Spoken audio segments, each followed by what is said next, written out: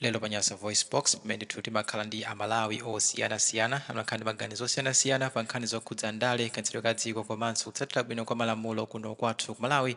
Tafuna tikubweretsereni mawu a bambo Msonda amene akunena kuti chipani cha Democratic Progressive Party sichinawine zisankho kuno ku Malawi, ndipo nthawi zonse chipani chimenechi chakhala ndithu chikumabera zisankho. Ndiye lero pa Nyasa VoiceBox Msonda akhala kulongosola mmene chipani cha Democratic Progressive Party chakhala chikuberera zisankho zaka zammbuyomu. Tikhala limodzi kuimva kuti Msonda adiuza zotani pa zimene ndithu DPP imapanga kuti idziwina zisankho za zaka zammbuyomu pano pa Nyasa VoiceBox. Ndipo akamaliza chonde mutiuze maganizo anu in the comment section below kuti kodi zimene zakunena Msondazi, is it making any sense to you kapena inuyo simukugwirizana nazo? Mutiuza in the comment section below pano pa Nyasa VoiceBox.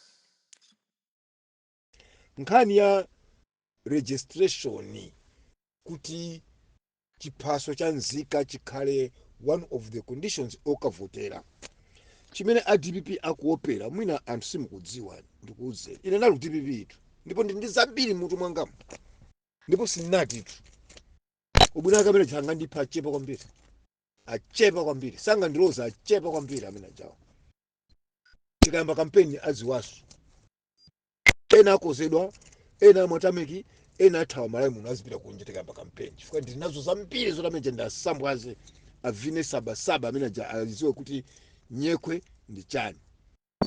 Chimene chinachitika nthawi ya DPP ndakanena DPP sinaonepo chisankho chambire. DPP imabera to zisankho, sinaonepo chisankho. DPP imabera zimene amapanga. DPP system ya MEC anayilowesa kwambiri data ija, anayisa fake voters. Ena makatenga Mozambique, ena muno, ena amangolemba kuti they don't exist, ena namwalira. Nde system ya MEC ija munali mavota ambiri amene DPP inalowesa. For example, let me give you one example. 2024 kutambere Joyce Banda zisankho a PP, chimene anapanga DPP pamapezeka kuti ma district atatu, center imodzi, ma district atatu, Chisi, Dowa kapena Kasungu, pamapezeka presiding officer mmodzi, ma district officer atatu wa presiding officer mmodzi. Nde pa center imodzi, pa polling center, polling stream imodzi, pamapezeka kuti avota anthu 100,000, polling stream ina avota anthu 200,000, polling stream ina avota anthu 300,000. Kupeza to center imodzi avota anthu 400,000 kapena 500,000. Osati 500 etu yayi, osati 400 koma 400,000, 500,000. Ndewasana presiding officer mmodzi mvula zitakadali mvula.